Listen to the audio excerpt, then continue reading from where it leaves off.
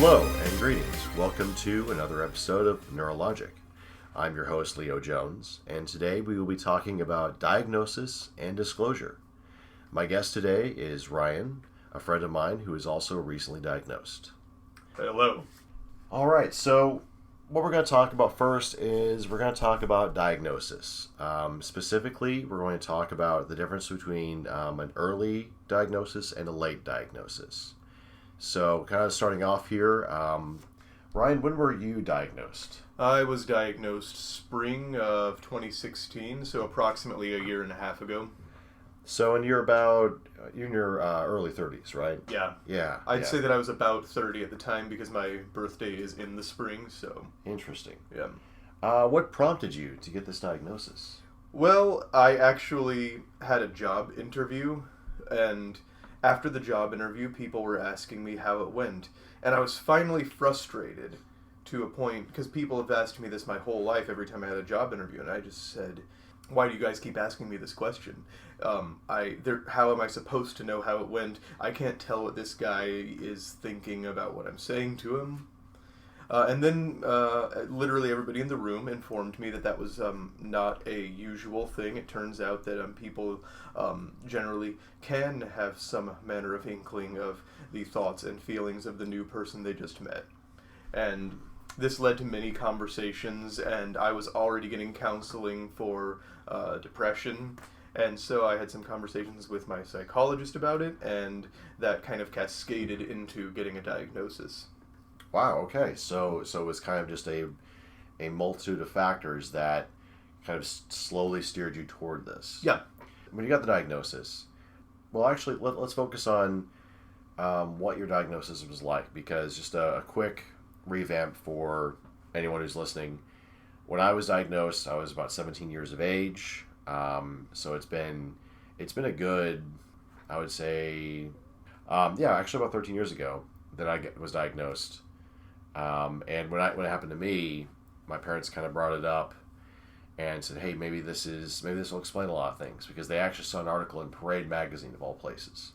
And I was kind of open to it because a lot of things in my life didn't make a whole lot of sense, and I was looking for just basically anything that would give some semblance of understanding to the world. And I was fortunate whenever I got diagnosed, because the doctor I talked to, well, the third one, the first one thought my parents were the problem and I was just fine, which was hilarious. And it's not something you really want to tell a teenager, especially when they're young and they're basically saying, "Oh, my parents don't know anything." They may already think that if they're a teenager. I mean, yeah. I was like, you're just reinforcing what I already believe. I love my parents, and I believe they were intelligent, but it was always, well, I'm smarter and I'm faster and I'm quicker. But we didn't go to him very, very much after that, mostly because he didn't do anything to help me improve. So it was like, well, you're just fine. It's your parents that are the problem. It's like, then why am I here? Second one I went to, recommended boot camp, which I thought was a very odd choice, especially for the fact that he said, well, my son went to boot camp and he turned out great. So instead of relying on actual medical or psychological research, he just went with, well, I did this for my son, so this will work for you. Anecdote. Yeah. Anecdotal, of course. Because we use anecdotal evidence for everything nowadays. Yeah. Finally, we went to the third doctor, and I felt very lucky, because when he told me what my diagnosis was, he said, you're going to be able to go to school, go off to college, graduate from both places. You're going to be able to grow up, get a job, have a career, get married, have kids if you want to, have a house. You're going to be able to drive. You're going to do all these things. There was no doom and gloom. There was no, this is really bad, or let's try to fix this. It was just, you're going to be okay. You have the diagnosis, but you're going to be okay. And it was that made a huge difference in the way it was taken, because afterwards, of course, my parents took me out for ice cream, because it was like, we finally know what this is. And that I think rarely ever happens. So, after I just blathered on about my own diagnosis here, what was your diagnosis experience like, and how did it make you feel after you got the diagnosis? Well, I went in armed with a vast amount of random information from various sources, because couldn't have found... Well, basically, once I found out about this being a possibility, I had to know everything about it and find out just what all there could be. So that ranged from taking diagnostic screening tests that I found, and finding ones for adults, mind you, is not easy. Really? Well, they exist, and once you know where to look for them, you can find several. But the vast amount, there's a whole lot more diagnostic tools targeted at children. From taking those to finding online communities and reading people's experiences, and then scratching my head about just how similar some things people were saying to my experiences, even so far as down to one person was describing how they discovered that in literature about body language, that the direction people cross their legs is supposed to correlate to how well they're getting along with somebody. And they found that they believed this, at this point, this to have then been a secret language they just hadn't understood before, and now they could finally just get what was going on with people. And what was funny to me is that this same thing had happened to me in exactly the same way about 3 years prior. Okay, I can't do time. That was about 6 years prior. It's okay. I was at the university at the time. Oh, okay. But anyway, so with all of this information, I go in and I have just a dump of information to offer to this counselor. And she, as it turns out, is herself an adult with autism, and feels that she has a very good understanding of the whole thing. Other than that, so really, all that she did was talk to me for a while to get a sense of how she felt about it. Took in the information that I gave her, gave me a couple other questionnaires to fill out, and said basically, yeah, I have no reason to think that anything else would be going on other than this being your diagnosis. There is zero evidence for anything else being the cause of all of this. And we can do a formal diagnosis if you want. We don't have to. Personally, I'm doubtful of whether or not you would need to if you don't need job accommodations. Whether or not that's a good idea is a whole other other hairy situation. So what you're saying to me is that it was essentially you were given a diagnosis, and it was, yes, you do have autism spectrum disorder, but unless it's going to do something tangible or some actual some direction that we can basically meter out, it was, well, if it doesn't do anything good for you, then do we really need to give you diagnosis, is what they were saying. That is essentially what she said, yeah. Wow. Yeah. Okay. So... and like I said, that's a whole other hairy situation that's not per se tied to the process of being diagnosed, because had I said I would like this diagnosis to her, or because you said I have this, or if I had said I need this job accommodation, or I want to talk about maybe getting job accommodations, she'd have written it up for me. I see. So it was done in everything except for on paper. Wow. Okay. Which is fine for me at this particular moment in my life, but for various reasons might have not been the absolute 100% correct move. I mean, I know when I was diagnosed, for some reason I explicitly wanted a copy that said that I do have autism spectrum disorder, which for me at the time, 13 years ago, it was still Asperger's, which now you have a wide umbrella. Yeah. So I'm a little surprised. It seems a little bit disheartening for them to go, yeah, well, I can diagnose you with autism, but what good is it going to do you? And it's just like, what's the point? It's like, that just, wow, that's...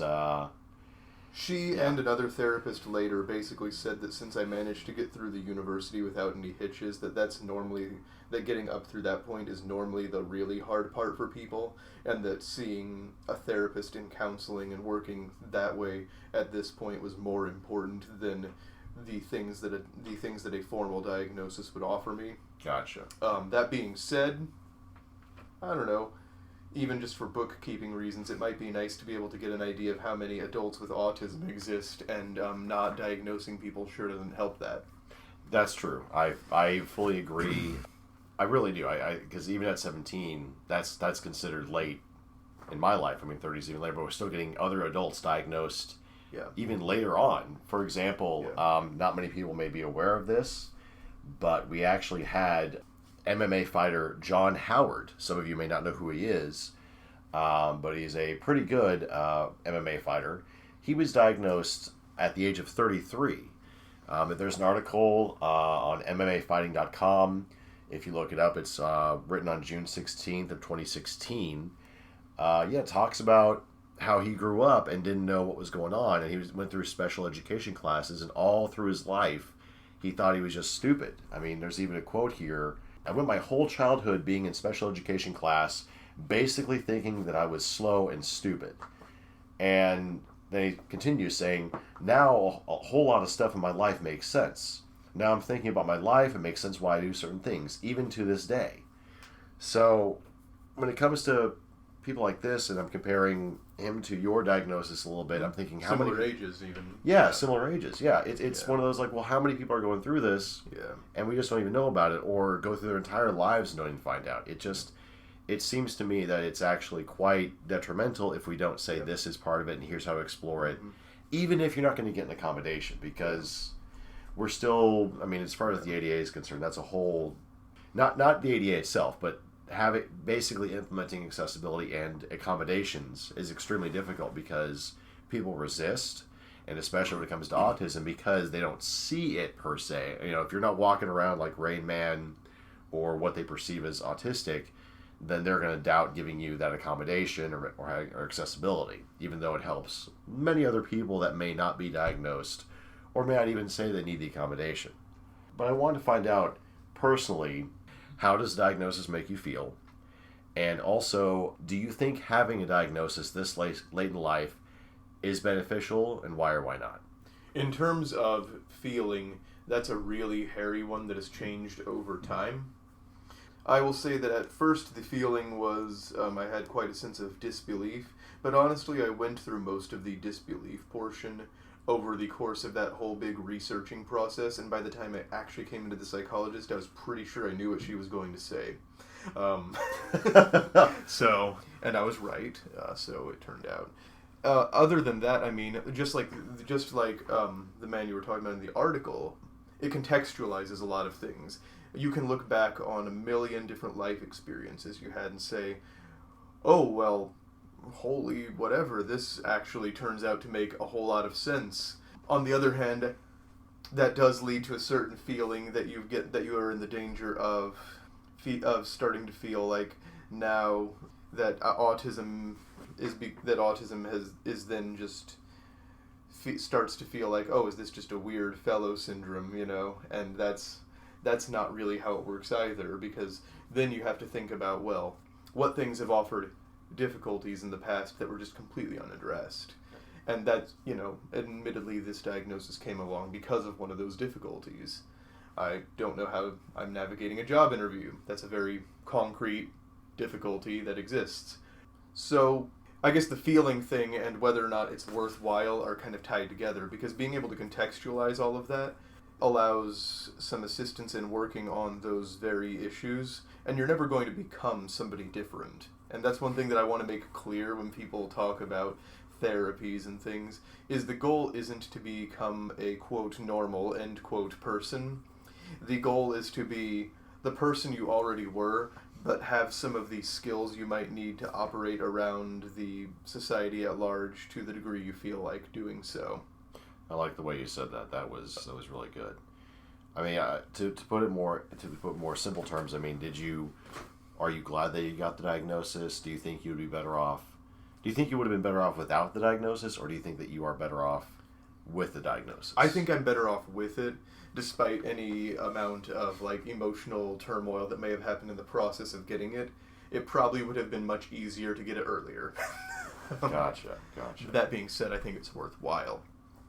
When we're talking about diagnosis and diagnoses, one of the things is that, of course, if you get diagnosed very early in life as a child, you may not have much say over disclosure. Yeah. I think disclosure is one of the critical issues and one of the largest gray areas that people don't really talk about. Because in the news, you see them, oh, they have autism. Oh, we always find out that they always have autism. There's no chance to prevent or allow disclosure based on their terms. Yeah, they never get to be the person saying exactly. Whether, yeah. Yeah, it's always, that kind of thing. They're always, autistic track star doesn't let autism catch up to him, or some, shoddy put together headline like that. But when you're diagnosed later in life, the control over disclosure is much greater. I mean, I was diagnosed at 17, so my parents knew at that age. My parents already knew, but I didn't have a lot of extended family around me in where I live. So I had more of a chance of like, who do I tell, who do I not tell? When it comes to disclosure, did you when you were diagnosed, did you tell all of your family and friends? Did you limit the people that you told? I told close family and friends. I didn't really intentionally limit the people I was telling so much, but I'm an extremely private person by nature anyway, so anybody who's not extremely close just isn't going to be volunteered that kind of information anyway. And that was around the time you got diagnosed. Yeah. Has that changed where you've informed others of your diagnosis? I feel more comfortable talking with people about it, but I'm still not like super open about it because I don't tell people many details about my life anyway that aren't already friends or close. So, for example, I've told some people at work and they're not necessarily close friends, but I've only told the very few people at work who I feel comfortable with and not, my boss and any of the other 100 people in the facility I work with or anything like that. Why wouldn't you tell your boss? Well, once you reveal something to a boss specifically, and you mentioned the ADA earlier, then you have opened that can of worms for the company you work for. And then that leads into the question of, well, do you want to then get them some kind of documentation saying that's the case? Are they going to ask you if you have any to give? Are there accommodations you want to ask for? The boss might ask you these questions, and if you don't want to ask for any of that, then that means that you have to have all these conversations just to have them. And that's a lot of work to say no.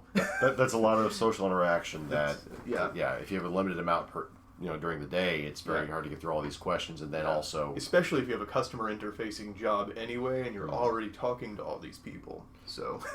Do you feel that disclosing to certain people has changed the way they look at you? Some people yes, and some people no. I had one close friend say that he found it odd that some people acted like it was different because he said, well, it really just contextualizes your behavior as the person you already were. I've known you long enough that I really feel like this is more an explanation for who you are rather than an additional piece of information. It's really just saying, well, you are already this person, and here is a way of labeling why you're this person. Yeah, I appreciate that for a lot of the friends that I have. Yeah.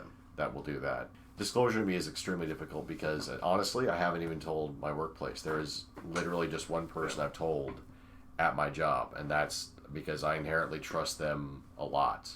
But I've also met them outside of work and everything else. I tend to keep it kind of hidden, especially in the workplace, because I feel that spreading my diagnosis around, telling people at my job, would change the way I was viewed, and it might affect negatively my employment in some way, shape, or form. Yeah, especially like I was saying there, with a job that has a certain degree of social interaction, either with coworkers or with customers.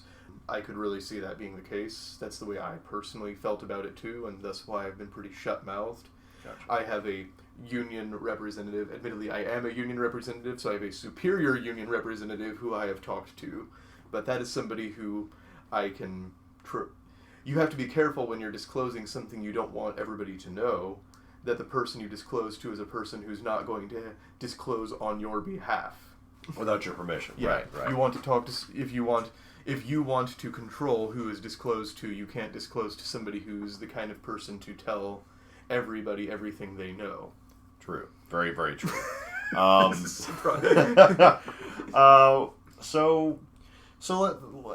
of go into it. Let's have your coworkers. Let's focus on kind of the friends. Sure. How did you tell them? I mean, did you casually text it to them? Did you send them an email? Did you just one day, as you're maybe playing a board game of some sort, you're like, oh yeah, by the way, I got diagnosed with autism? Yeah, no, I definitely waited until there was a way for it to come up at a social gathering, which meant that it took a very long time to disclose to the people who I cared to disclose to. It probably took a good month before the list of people that I felt comfortable disclosing to immediately was actually all addressed. And did you say that you get diagnosed, or did you say that you were autistic, or you just? I said that I got a diagnosis.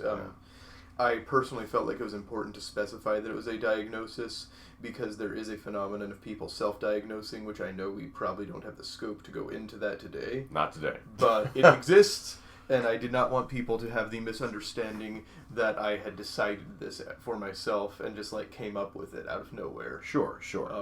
Which I was a little paranoid about because, as we've been discussing here, becoming diagnosed as an adult is kind of a new thing. It's not something that was traditionally done for various historical reasons. It was viewed as a disorder of children. Right. Yeah. And in many ways, unfortunately, it still is. So, could you tell me what the easiest parts and the hardest parts of disclosing were for you? Well, the hardest part is just doing it and not knowing how people are going to react, not knowing what people's underlying attitudes are. Did that frighten you? I mean, that's kind of a... Yeah, I mean, it's a little bit terrifying. I mean, beyond any situation where you don't know how somebody's going to react is already hard. Knowing how they're not going to react as directly relates to something that is more or less an intrinsic part of who you are is even harder. I feel like it's analogous to... in a lot of ways, it's analogous to coming out of the closet if you are not straight. You know? I actually had a good friend of mine, Jason, who runs his own podcast called KC Caffeine, and they talk about a lot of very volatile political issues, rights for LGBT individuals, right? I mean, basically civil rights, all kinds of things, just lots and lots of great topics. Yeah. It's a wonderful podcast. I'll link it in the episode below, in the comments below. I'll link it.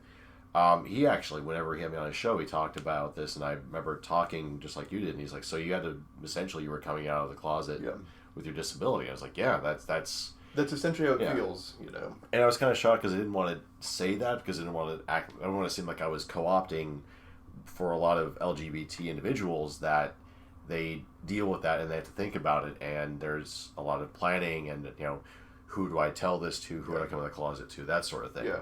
But it parallels so closely that I think that it should be talked about a lot more. Full disclosure, I feel like I am uniquely qualified to comment on that. As a bisexual male, yes, it's in fact almost exactly the same, coming out of the closet and disclosing autism. From my point of view, I know I can't speak on behalf of everybody, but from direct experience, there's really not that much difference psychologically. Because your perspective is a bit more unique than mine is. Because I mean, I'm plain, boring, cis male at this point. I don't know if I'll say it's more unique, but it's more directly tied into that comparison. Yeah.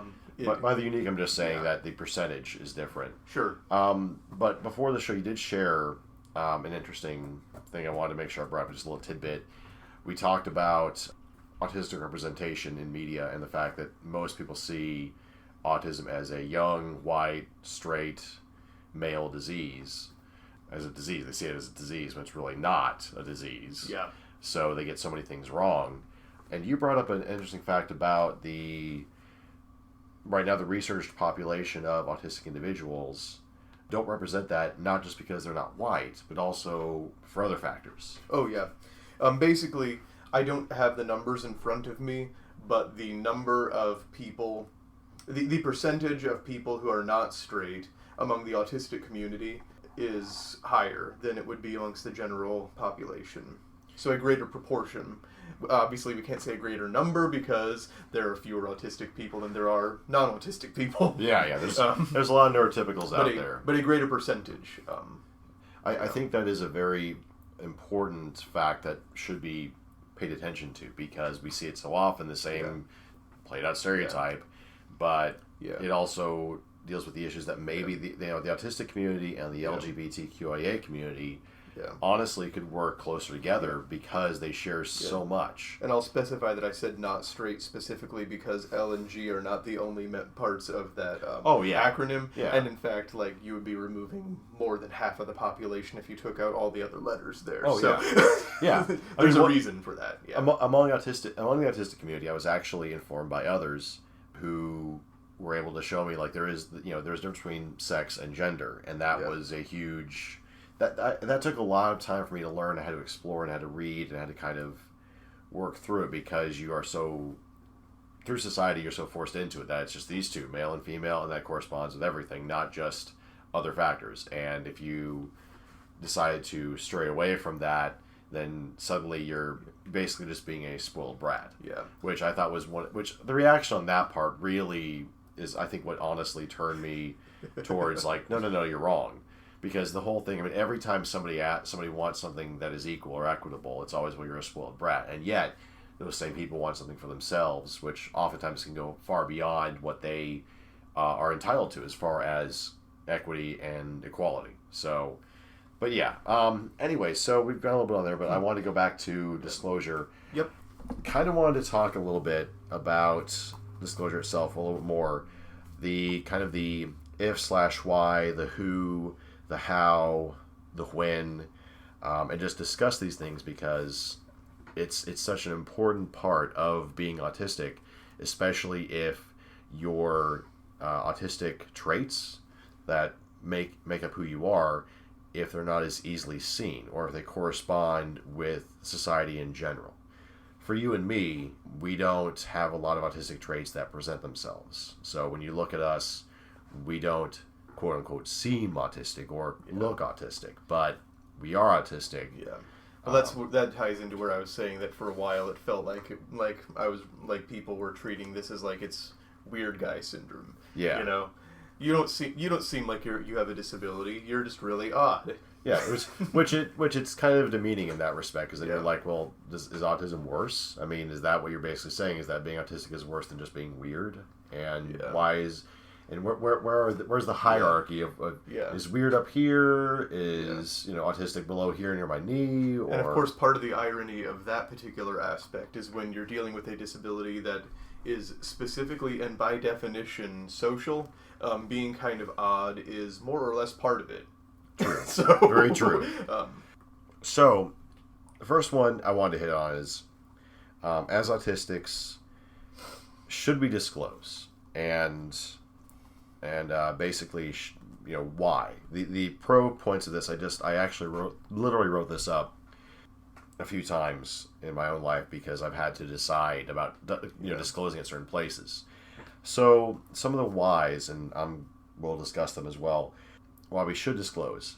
First one, it can be necessary for proper accessibility and accommodations, both in social situations, but also in the workplace, and also at school, at places of education. You may need these things, and so you have to disclose. Otherwise, then, if you don't have a disability, why are you asking for these accommodations? Another is, this is a way to help others to understand us better as people. If they're able to, as you said, contextualize, then they start to understand and also respect who you are and respect what makes you unique. I think indirectly, it will quash some stereotypes and myths by simply disclosing from who you are, as you show what autism really looks like. As in, I'm autistic and this is who I am, and you've been around me for years or decades even, so what you think autism is based on stereotype and media trope, that's not the same thing. I represent autism, but I'm just one facet of autism. There are millions of people who are autistic, and so basically by disclosing, we're actually making the situation just a little bit better. Well, as the esteemed Temple Grandin said, if you meet one person with autism, you've met one person with autism, and the more people that people meet who they know have autism, the easier it is for your average person to realize that intuitively. Precisely. Yeah. Also, by disclosing, I'm not sure this is working out, but if you do disclose, it might actually produce more accurate statistics. You brought it up earlier, and I thought it was a good point that, at least if you got diagnosed and it was on paper, and also had the research showing that you were bisexual and also autistic, that could help with statistics and show that this is not just something that just came along all of a sudden. I mean, we seem to be acting as though it's been just happening in the past 30 to 40 years. Like, all of a sudden just started happening, but it's been around. If you look historically, this has been around for centuries, but we just didn't have the research for it. Yeah, we didn't invent this. We didn't invent people being like this now. We merely altered the diagnostic criterion in a book, and that's why it's happening more now. Okay. Yeah. I yeah. If we go back to history, this was being studied in Austria before World War II, and some of the things that we're catching up to now of inclusive classrooms, alternative ways of education and teaching, so that you're not going by the same way for everybody, but they learn differently. I think it's called the Montessori method. I'm probably wrong. Probably wrong on that one. Basically, what I'm saying is that they used alternate ways of education, and the scientists who were studying this said, well, when we alter the environment to fit who they are, all of a sudden they learn a hell of a lot better. They're able to grow and learn. They seem to function very well. But if we force them into an environment that they can't, that they don't work well in, they seem to do the opposite of thriving. They seem to just collapse. And that seems to be with everybody. I mean, I don't want to normalize this, but this seems to be, I mean, if you put somebody in solitary confinement, things are going to go south for them very quickly. Yeah.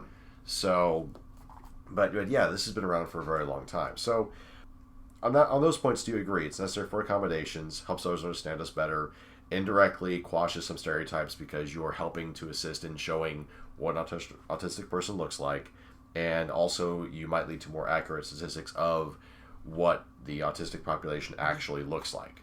I mean, I feel like in a lot of ways, those very points are more or less contained, or at least hinted at in what we were talking about earlier. We really kind of touched on a lot of that, and so yeah, absolutely, I'd agree with that. So with that, I mean, unless you have any other reasons why pro disclosure in that regard, do you have any other points to add on that one? Or I don't really think that I have any off the top of my head, and if I did have any, they probably would be sub-points of the ones you already mentioned, to be honest.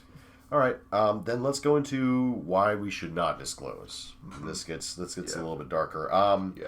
First one, harder to be employed due to bigotry. This is what I actually wrote down. Hard to be employed due to bigotry, because that's essentially what it is.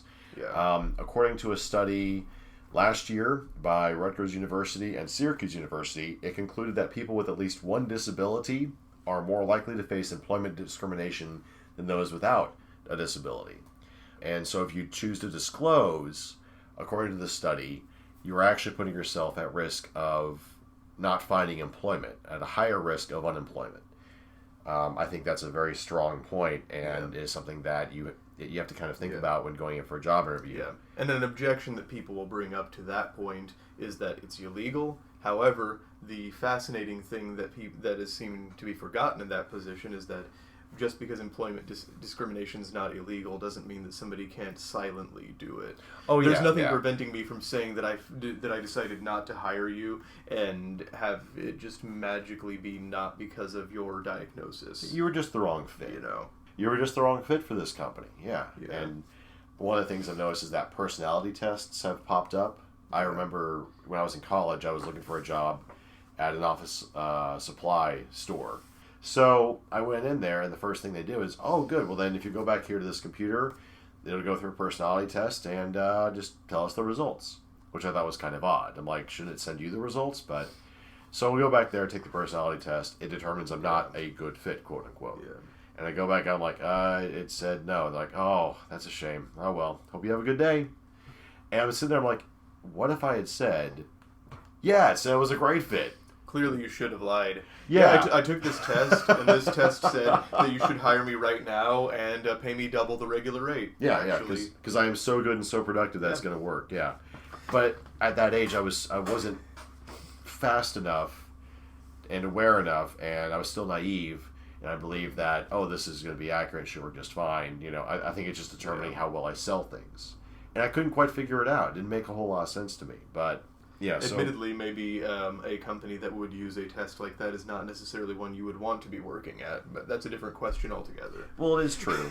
Unfortunately, a lot of them are starting to use it. I mean, the job I have now, they don't, because they were using kind of older school hiring methods, where the person actually talks to you in a couple of interviews and tries to get to know you. Which that's its own set of difficulties. Yeah, I did find that difficult, but at least you're given a chance, and... Yeah. There's less false positives. True. Where you go, oh, well, this person's not a good fit according to this algorithm that we wrote. But anyway, so my point is that disclosing could affect your employment in a bad way even if you're fully qualified for the job or even more than qualified. My next point, alienation and loss of social status. This is one I think affects more children and teenagers than adults, because as adults, if you have someone who says, well, I find it kind of awkward that now I know you have autism, so it's like it's kind of weird and I don't know if I want to hang around with you as much. You can go, oh yeah, well fine, well fuck off then. Goodbye. Yeah. Goodbye. Which admittedly, that is in fact the response that I would recommend in that circumstance. Fuck off and goodbye? Yeah. Yeah, there you go. But yeah, no, since we live in a world in which, in which autistic can be used as an insult, that is a very real threat. True, and I think for a lot of kids, if they grow up and everybody knows they have autism, they don't have any kind of control over that, and it does. I mean, some people will look at you differently if you get diagnosed. Yeah. And when I was in high school and I did disclose at certain points, it did affect some things. I didn't really hear a whole lot of feedback on it, but there was certain things that happened. Also, then you get the other people that will decide somehow you have some sort of special talent. Like you're specifically good at math or something else. Whenever math was actually one of my poorer subjects. Yeah. Not because, I grew not to like it, but honestly, looking back, I'm like, I think I could handle math a little bit better now. But, there's all this judgment of, well, you could do this or this or this or that or something else, or you have all these special abilities, or they'll say things like labels are just for cans, not people, and you're sitting there going, yeah, but we label people all the damn time. So yeah. It was so. Which, not to get any more crude, but we did just tell somebody in a hypothetical situation to fuck off. I mean, we label people all the time, and you're being an asshole. So. Yeah, yeah. I mean, yeah. But it's yeah, exactly. The next one is being well, it kind of folds into that one as well. Stereotyped into a shell of sorts. The stereotype of, well, you're autistic, so this is the way you're going to act. Therefore, you're locked into that, and you can't get out of it. Yeah. As previously stated, if people really know you well, the hope, not always the reality, but the hope is that that's not going to happen, because they're going to assume that this is an explanation for what they know about you already. Yeah. Rather than a new piece of information about who you are. Which, as I got older, I found people who would do that more, and that was something that I found especially true from my diagnosis and growing up, is that as you get older, as an autistic individual, you get better at things, and things get better for you on the whole. I mean, not all the time, and there are some situations where things get a little worse, but over time, things get a lot better for you. You're able to make friends, you're able to do certain things, you'll get jobs. I mean, basically all the things that parents worry about, that gets a lot better over time. I mean, I hate to use it gets better, but it certainly can. Yeah, I think it really does, because you learn a lot more. As you learn, you're able to cope better, rather than being a kid and you're just sitting there going, why is everything changing so quickly? Yesterday these pants fit, now they don't. Yesterday this was cool, now this is no longer cool. It's hard to keep up with everything. Yeah.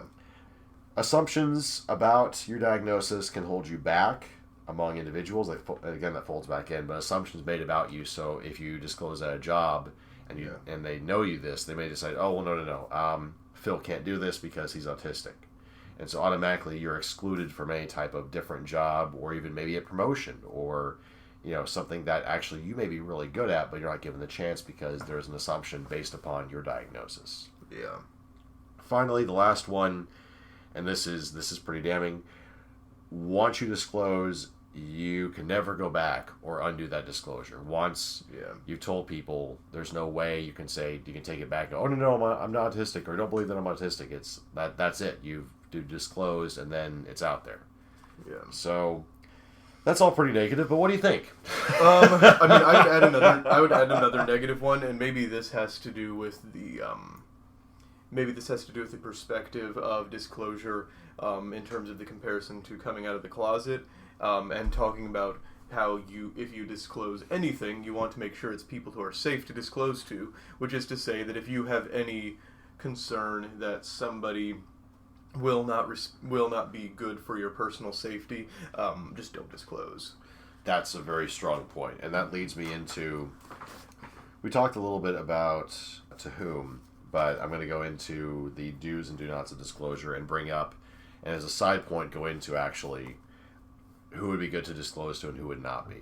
of course, as you said, your own judgment is the best one. If you don't feel comfortable disclosing, don't disclose. If, for example, you are dealing with a real, true, and literal Nazi, you might not want to actually disclose that you're autistic to them. I'm just saying. I mean, being a wise ass here, because I'm going to be a wise ass. I'm going to be a smart ass here. I mean, hey, Hans Asperger, according to a lot of people, he was with the Nazi regime, so hey, they might accept you. No, I'm just... That's what people always said about it, because anytime you bring up Hans Asperger, there was always he worked for the Nazis. Like, yeah, because he didn't want to be killed. Because he was essentially conscripted into their service, because that is, generally speaking, the best way that you could avoid dying. Yes, because otherwise... well as all the people he was taking care of dying, too. Yeah, he was trying to save the kids. But that's a different can of worms. Oh, yeah. I'm just basically saying, I'm being a smart ass there, but if you're dealing with a little Nazi... We'll have a history lesson next episode. Oh. Just kidding. Possibly, I don't know. I mean, I have a lot of ideas for the next episode. I want to actually cover the whole media thing, because that seems to be the big thing right now. Yeah. And I've resisted watching Atypical, but I don't know. I might actually decide to watch it just so I can say, yeah, this whole thing sucks. Because I've heard a lot of people, and you have, on one side, you have people saying, oh, it's great, especially parents. Yeah. Oh, we love it, it's really good. There are some things we don't like, most of it we like it. Please don't hate me for liking Atypical. That was literally one of the articles I've read. She literally titled it, "Please don't hate me for liking Atypical." I'm like, that's not a good way to start it. That's not a good way at all. Can I hate you for writing the article? Yeah. Sorry. Oh, I'm sure somebody commented with that. I mean, I read the article and I got what she was saying, but I think I might discuss that for the next episode. But a good history lesson would be in order, because I mean, I've actually read a couple of books about this. I read In a Different Key, The Story of Autism, and Neurotribes. Yeah, I recently read that one actually a few months ago. Neurotribes? Well, I finished it a few months ago. It took me several months because I was reading it on my lunch breaks, which is not a lot of time to read. No, and it's a massive tome. Yes, it is. And I actually use that one a lot, primarily for going back with history, because it's so well documented. Not to go into a stereotype, but if you do read that book, be aware of trigger warnings. They do actually, speaking of Nazis, they do actually describe things that the real historical Nazis did to people with disabilities, and a lot of them are very, very bad. That is true, yeah. So just be careful with that. Yeah. It's not a... Yeah. There are some things that might, like you said, trigger warning.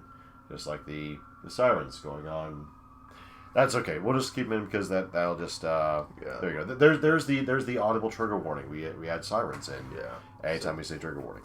So back to who disclose to. For family, I mean, unless you're over the age of 18, it's likely that your parents are going to know. But once you're over that age, I mean, it's a question of, do you tell your parents? Do you want to tell your parents? How do you tell your parents? A lot of times with adults getting diagnosed, parents will just flat out deny it and refuse to believe it. If you tell them. Did your parents do that, or? No, they did not. My mother is a social worker, and she didn't deny it. She acknowledged more or less all the stuff I was saying about it. She also is just clinically of the belief that we have an excessive use of diagnoses in general. So I believe she said, I think you do fit these criterion. On the other hand, I also am not 100% sure that it's productive to have this diagnosis exist in this particular manner, which is a legitimate criticism and one that you would have to get into in a whole different conversation. True. I mean, I don't know. I hope at some point she at least said, but I love you just the way you are. No, that definitely happened. Okay. But you were asking about denial. Yeah, and that doesn't actually count as denial. No, however, it's related. Yeah. I get it. So my with my parents, they already kind of knew, but it was treated differently, especially by my mom. And then, speaking of, my dad actually got diagnosed relatively recently in the past few years. Which parents getting diagnosed because of things they find out due to their children is in fact something that happens very frequently. I personally had the inverse happen. I was able to figure out a number of things about my child because of what I already knew about myself. And by I mean that we, the parents, were able to figure that out. So your child is diagnosed as well as you? Yes. I see. Okay. Yeah, the older of the two. The younger of them is a baby, and diagnosing 1-year-olds is generally speaking frowned upon. I mean, it's kind of hard. It's kind of difficult because you go Yeah. from a wide range of things because Yeah. they're going through emotions. Yeah, I wouldn't think a 1-year-old would be diagnosable. They're not. I could be Yeah. wrong. I mean, I don't know. My understanding is they're not. If we ever develop an actual neurological test, maybe we'll scan people's brains and figure it out, but we don't have that right now. No, and there's a whole lot of things I have on that one. That's a whole lot of things. More topics for another day. Oh God, we're running into a bunch of them. I mean, we were just hitting each one, but so when it comes to friends, I mean, it's one of those where how do you tell them? How do you let them know? How do you choose? That to me is very difficult to even explain. Yeah. Because I think it boils down to who you trust. Who do you trust? How close are you to these friends? Yeah. And you'll get a range of reactions with that too. You know, sometimes people will be in denial. Sometimes people will say, "Oh, I didn't know that," and change their view of you. And then some people, once again, will treat it as another data point. Then you'll have another cohort of people who will say, "Oh, what? You weren't already diagnosed?" That one happened to me in a few cases. Yeah, just the anticlimactic. You're just like, oh, I thought you already had that when you were younger. I really did. So like, wow, I definitely got that response. Yeah, you never told me that you thought I had autism, but okay, all right. I mean, it's such a large gray area that I think it's really. Hopefully none of your friends will say that they hate you, because then you have bad friends and you should find new ones. Well, they'll never say that. What they'll say is, well, I hope you get a cure or something, and then you'll go in like, wow, thanks. Then you might still have bad friends. Yeah, thanks for being really, wow, that's yeah, we're not gonna hang out. No, you can anyway. And the other one I go into here is professors and teachers needed for proper accommodations, or especially in the case of colleges and universities, you don't have to tell the professor. Yeah. You literally can request accommodations, and all you do is deliver a sealed envelope. They open it up. It says, this student requires these accommodations. You will follow this, and that's it. Yeah. But I was not diagnosed when I was at the university or school, but I will say that, in my opinion, the basic features that go into the workplace and that go into the university are very similar, with one exception, which is that universities, generally speaking, are a lot friendlier about accommodating things than workplaces are. Workplaces, generally speaking, will do exactly as much as they're required to do, whereas universities, generally speaking, have an employee who might even help you figure out what accommodations you might need, because they often have counselors who work with students. So... yeah, I've heard a lot of stories about workplaces. Just we will meet everything, but we will never go above and beyond. We want to make sure we don't get sued or fined. Yeah. It's much like with FMLA. If you write a rule about what they're required to do, then they will treat that rule not only as the minimum limitation of what they're required to do, but also the only thing that they will do. Yeah. That's not all workplaces. Some workplaces are, are employers with a soul, and that's great. But many of them will do exactly to the letter of what they are required to do, and no further, and will go out of their way to try and find loopholes. That's definitely true. A word to the wise there. Both and universities, generally speaking, are a little friendlier than that, from what I've heard. I didn't go through that. I actually did, and they were. It's like you would get accommodations. It would be, they would actually say like, well, they will list off accommodations, and you're like, wait a minute, you guys offered that? I didn't know you offered that. That would help. And like I said, they usually have an employee on staff who's a counselor, and they might have you talk to them. I've heard people seeing the university counselor before getting accommodations too will sometimes happen, and various things like that. Yeah, with K through 12 school, you do have the teachers do find out. I know that much. They do find out that you are, if the counselor knows. Now, the fun part about mine was my senior year of high school. My counselor didn't know what autism was. Yeah. I literally went in and said, okay, I was diagnosed with this. What can I do for accommodations? And it was, well, what's autism? Yeah. That being said, if you're looking for accommodations, even if you're a little bit older and you're in school still, like K through 12 school, your parents will probably be involved in it. And in K through 12 school, then you would have to know, if you're in the United States, about the IEP law, and that's a whole different situation. IEP or a 504 plan, and I mean, I had an IEP, but the problem was it was my last year, so they really didn't give it a whole lot of effort. Yeah. And with the counselor not knowing what autism was, I'm sitting there going, I have to explain to you what this is. That certainly raises the difficulty level Yeah. a bit. Yeah, because you're just sitting there going, okay, you went to school for this. You should know what this is because you have to manage accommodations in this school. Yeah, you might want to read up on the new things found if it's too new for you. True. But what I found out was that anybody who had special needs, as we call it, was automatically either they had enough of a difficulty that they already knew what the accommodations they were requesting what they needed to be, yeah, or they were put into special education. So the work was already done for them. But anyway, I also run into your coworkers, and I thought not unless you absolutely need to let them know, and if anyone discloses your diagnosis at work, you just said this about. If you disclose to someone at work who tells everybody else, then your disclosure's out for everybody to know. Yeah, and that's where you get into the realm of who can you trust. For example, I'm in a unionized workforce. I told our chief steward that, and I'm a union steward myself. Well, I trust him, and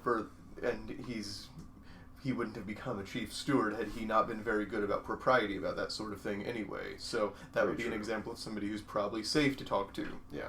I will say, though, if you don't disclose at work, or you only disclose it to certain people, like let's say you only tell HR and your boss. Yeah. If the boss tells anybody else, they are in violation of HIPAA. Indeed. So that's one thing to keep in mind, that you're not toothless at that point. You're not hopeless. You're not helpless. You have a law that will back you up because it is a medical thing. And it is very, very stringent, and it has burned quite a few companies who were very, I would say, liberal in spreading word about other employees. And that would be one case in which there's somebody who you can trust to tell, because they have to be trustworthy to tell, or they will probably get fired. Oh yeah, absolutely. So there is that part of it. Yeah, you cannot disclose. In fact, at my workplace, if someone is, we also are customer facing.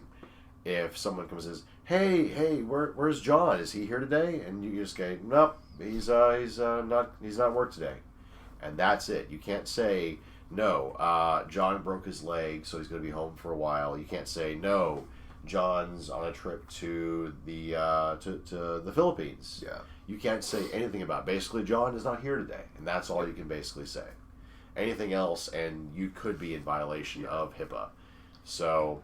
Whereas your peers are not under that obligation. If you tell Joe, who works in the cubicle next to you or whatever, it's something about your personal life, he could gossip to everybody about that. He is in no way held to that. You can tell other coworkers, but if Joe tells customers, then he's still violated it. Yeah, but other coworkers, you can. You can tell the entire office. Yeah.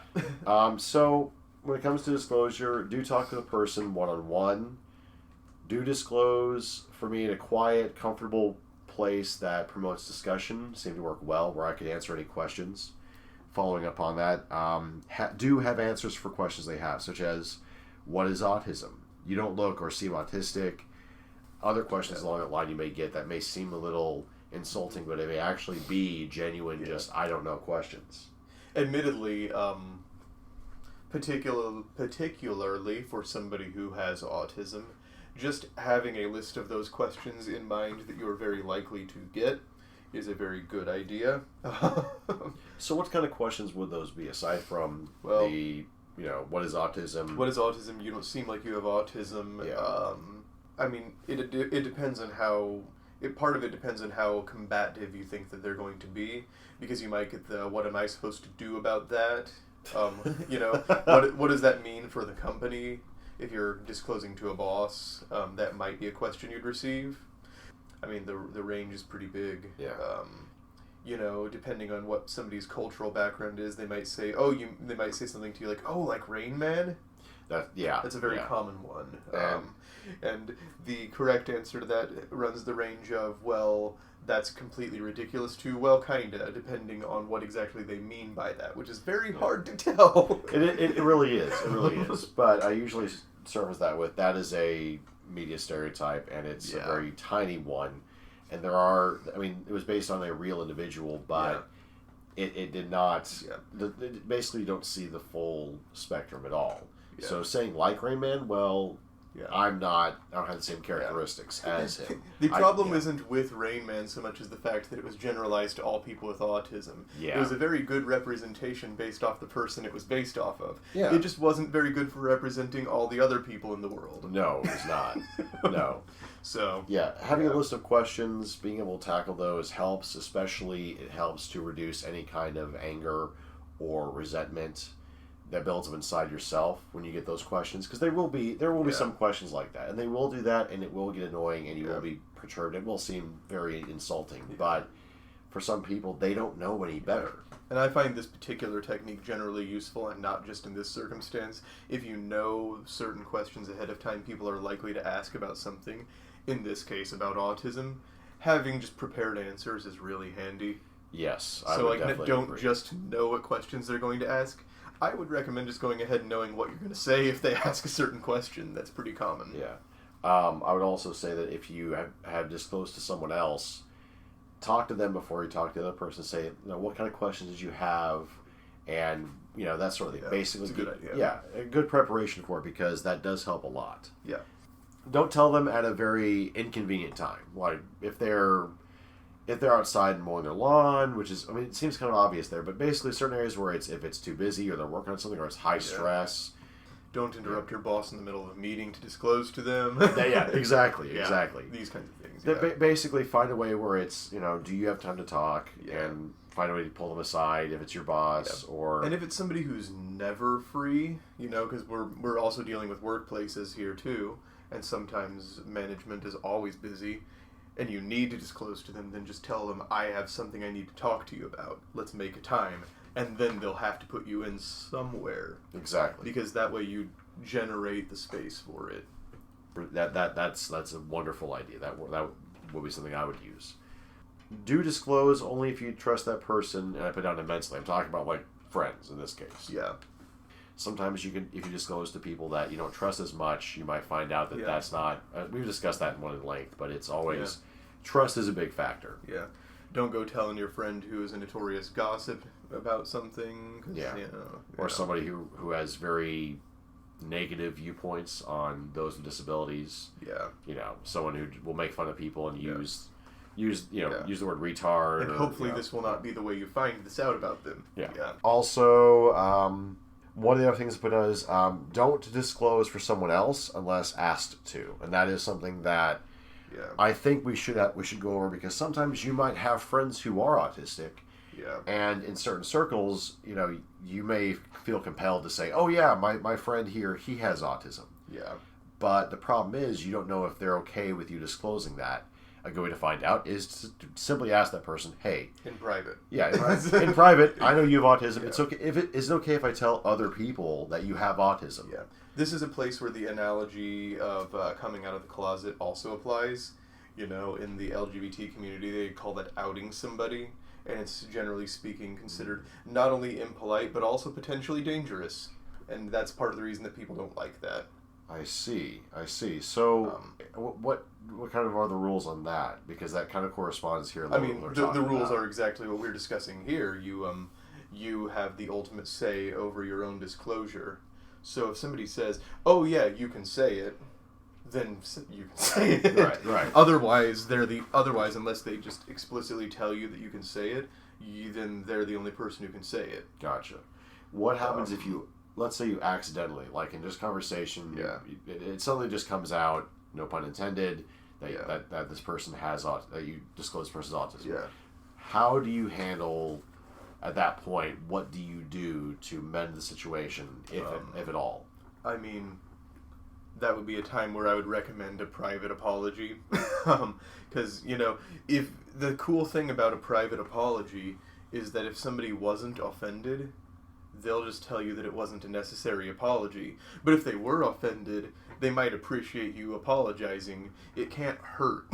So basically, take them on the side and tell them as soon as possible, saying, I screwed up. Like, I screwed this up, I'm sorry. And they might say, "Oh, I don't care." And then you're fine. Right. And they might care. But, hopefully if you're a good enough friend that you would know these things about each other, then they would be able to either forgive you automatically or tell you what needs to happen to be okay. which is good. I mean, I've been in a situation where I've been the one that said, no, it's fine. You can tell these people it's okay. Yeah. But they did apologize. But in any case, I think as someone who may make this mistake, the best thing part about this, that when you do tell them, when you do say, yeah, I did accidentally out you, or tell someone that you have autism, then you're showing them that you at least respect that person and that you are willing to tell them as soon as possible, like, look, I screwed up here and I am deeply, deeply sorry. And that has a lot more bearing, I think, than just saying it and then later on going, oh yeah, by the way, that they know you have autism, something like that. Yeah. Okay. I would recommend just going ahead and preemptively apologizing before you know what their response is going to be like. Because, they probably appreciate it coming from you instead of finding out through somebody else. Yeah. Oh yeah. And once again, the apology, an apology can't hurt. That's true. If they don't need the apology, then people usually aren't offended by that. Do you think over time that your positions on diagnosis and disclosure will change? I mean, that depends on a lot of societal factors, I think, If we become more societally open and accepting and cool, then disclosure might become a lot easier and not as big of a deal, particularly for individual people. I still wouldn't feel comfortable outing somebody else. I don't think that's ever going to change. Do you tell people that your daughter is autistic? I feel mixed about that one. Obviously I'm going to disclose that to people who need to know, and people who are close enough, like family and the like, are kind of at this point on the list of people who would need to know, people who would be caretakers, babysitters, family babysitters. Yeah, I feel like that all counts as people who would need to know. Beyond that, I feel weird disclosing. On the other hand, she's a very open kid and is perfectly willing to tell people herself. Really? Yeah. Huh. I mean, she's only, 6 years old, but I mean, I feel like 6 years old is old enough to be able to discuss what things you want to tell other people about yourself, as long as you have some coaching on what's appropriate or not. Well, to be very honest, I will say I think that she has a bright future, and especially with someone that is there, that has been that has been on a similar path that she will be on. The difference being is that she will know at a young age. Yeah, which I hope is to her benefit. Yeah. Where you didn't get a diagnosis until your 30s. With that, I think I would see a very bright future in the fact that she can at least relate to you and talk to you about it, and you have something that you can share, and hopefully her journey will be less troublesome than yours was. So and one thing that we want to make sure when you're dealing with children too is, like you said, younger people sometimes will have will even be even harsher than adults will be about some things. So I felt that it was very important in that case to be very cautious about making sure that her initial exposures were up from a place of affirmation as a person. That's very good. This is something about you as a person. It's not a bad thing, but it affects you in these ways. It can be a good thing in some ways, even. It's nice to see that you are empowering her to make her own decisions on this, and that it's not a doom and gloom thing of, oh, this is horrible. So, and that's really good to see, and especially with the fact that you are trying to allow more disclosure, or I should say, control over disclosure in her hands, even at a young age. That's really positive to see. So, with that, I'm going to go ahead and wrap it up. I want to again thank my guest Ryan for being here and talking about diagnosis and disclosure. You're welcome. Yeah, so just again, thank you for being on the show. It's deeply appreciated. I am Leo Jones, and this has been Neurologic.